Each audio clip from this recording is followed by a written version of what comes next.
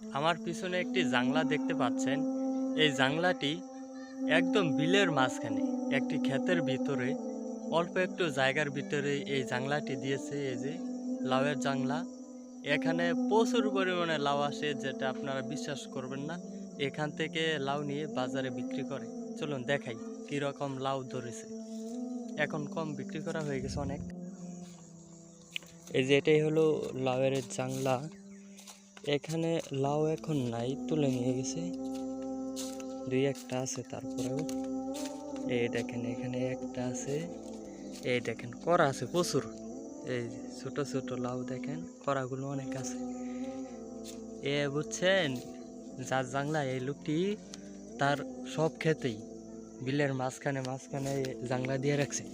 এই যে দেখেন ওইখানে আরেকটা আছে দূরে, ওই যে ওইখানে আরেকটা, এইখানে আরেকটা, এই সাইডে আরো আছে, আরো অনেক।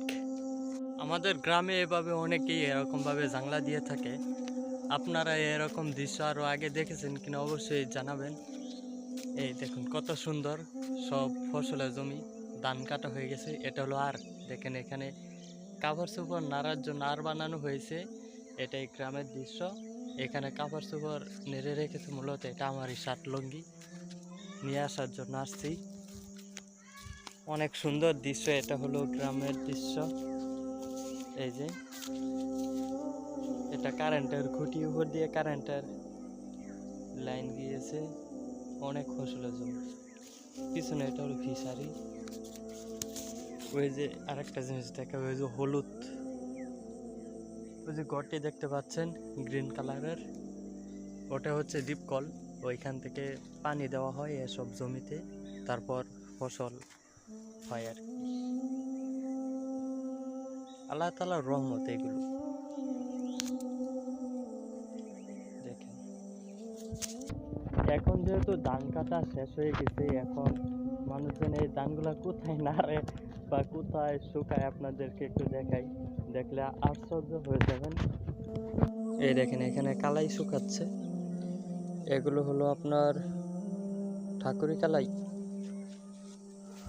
ওই দেখেন ওইখানে পরিষ্কার করা হয়েছে ক্ষেত, এখানে তারপর নেপা হয়েছে, এখানেই ধান শুকানো হয়। আরেক ভিডিওতে আমি আপনাদেরকে দেখাবো কিভাবে শুকায়। এই দেখেন কত সুন্দর ভিউ।